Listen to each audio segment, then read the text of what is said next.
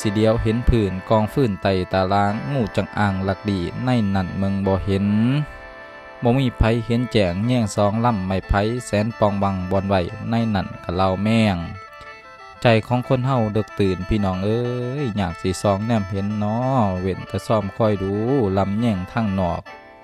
บ่มีไผบอกไหลใจคนแตกต่างต่างวาดกะต่างเว้าหวานสมกะต่างกันคนเฮานี่หูหนาบ่หูใจเด้ลังเถื่อปากหวานอยู่จ่อยๆใจผสมดังมักนาวนี่แหล้วคำสุภาษิตโบราณเพิ่นสอนให้เฮาอย่าสิเชื่อใจทางอย่าสิวางใจคนมันสิจนใจโตอันนี้แหละเพิ่นว่าโลกเปลี่ยนแปลงใจคนเฮาก็เปลี่ยนไปต่างคนต่างใส่หน้ากากเข้าหากันหาความจริงใจบ่ได้บ่คือสมัยโบราณแต่ข้าอีพ่ออีแม่อีปู่เฮาเนาะสมัยก่อนโอ้ยมีพริกก็กินพริกน้ำกันแบ่งกันพี่น้องเฮือนอ้อมขังมีเกลือก็กินเกลือมีปนถ้วยนึงก็แบ่งพี่น้องเฮือนอ้อมขังนี่เว้าเรื่องความจริงใจของคนโบราณสมัยยุคแต่ก่อนพุ่นล่ะบัดมาตกในระหว่างนี่เด้โอ้ยหาความจริงใจยากพี่น้องเอ้ยเพราะว่าโลกแห่งวัตถุโลกแห่งความหยาสิ่งอำนาจตำแหน่งเกียรติศักดิ์ศรีเพื่อเป็นที่หนึ่งเพื่ออยากให้ตัวเองได้ดีเพื่ออยากให้ตัวเองมีหน้าในสังคมก็เด้อหาความจริงใจบ่ได้ต่างคนก็ต่างอยากได้อำนาจตำแหน่งวาสนาเกียรติศักดิ์ศรีให้ตนเองก็ได้หาความจริงใจต่อคนอ้อมข้างบ่มีพี่น้องเลยดังนั้นแล้วเฮาต้องเป็นที่พึ่งของเฮาเด้อเอาหลักธรรมคำสั่งสอนของพระพุทธเจ้ามาเป็นที่พึ่งชีวิตเฮามันสั้นเอาแท้ๆเด้อีกบ่ดนนี่30-40-50 ปีก็ตายเด้พี่น้องเอ้ยชีวิตเฮามันบ่อยู่บ่นานอายุของเฮานี่มันสั้นไปหนายาวเมื่อดังแม่นบ่ดังนั้นแล้วใส่ชีวิตอย่าประมาทพระพุทธเจ้าเพิ่นจึงได้ตรัสไว้ว่าปามาโทมัจจนุปะทังอปามาโทอมตังปะทังความประมาทเป็นหนทางแห่งความตายความบ่ประมาทเป็นหนทางแห่งความบ่ตายอัตตหิอัตโนนาโถโกหินาโถปุโรสิโยนี่ตนเป็นที่พึ่งของตนผู้ใดดอกสิมาเป็นที่พึ่งของเฮาได้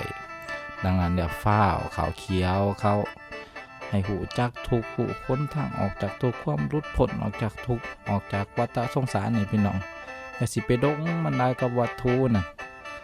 ให้พ่อเพียงพ่อใจในสิ่งที่ตนเองมีดีใจในสิ่งตัวเองได้นี่ก็มีความสุขเด้อนี่ซ้ำนี่ก็พ่อแล้วอย่าสิดิ้นรนหลาย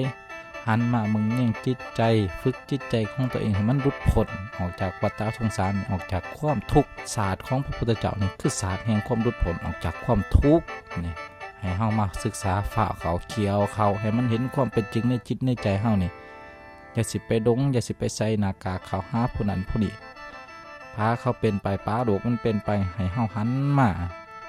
ให้เฮาดึงสติเฮากลับมา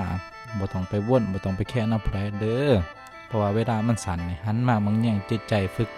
ฝนจิตใจให้ตัวเองให้รุดพ้นออกจากวัฏสงสารซะเกิดมาเป็นมนุษย์นี่มันทุกข์แห้งแท้เด้นี่ แม่นบอกมันทุกข์อีเด้ฝ่าเขียวเขาเด้อเขียวเขาเด้อหันมาหาคำสอนของพระพุทธเจ้าพี่ศาสตร์แห่งความรุดพ้นออกจากความทุกข์มีศาสตร์เดียวในโลกพี่น้องเอ้ยศาสตร์ที่เขียนมีจุดจบศาสตร์อื่นวิชาอื่นในสอนนี่บ่มีวันสิ้นสุดพี่น้องเอ้ยคำสอนของพระพุทธเจ้าศาสตร์ของพระพุทธเจ้านี่มีวันสิ้นสุดมีวันจุดจบของชีวิตให้เฮาหันมาฝึกฝนปฏิบัติพิสูจน์เอาให้เฮามาพิสูจน์บ่ต้องเชื่อพระพุทธเจ้าสอนให้เฮาบ่ให้เฮาเชื่อแต่ว่าให้เฮาพิสูจน์ด้วยตัวของเฮาเอง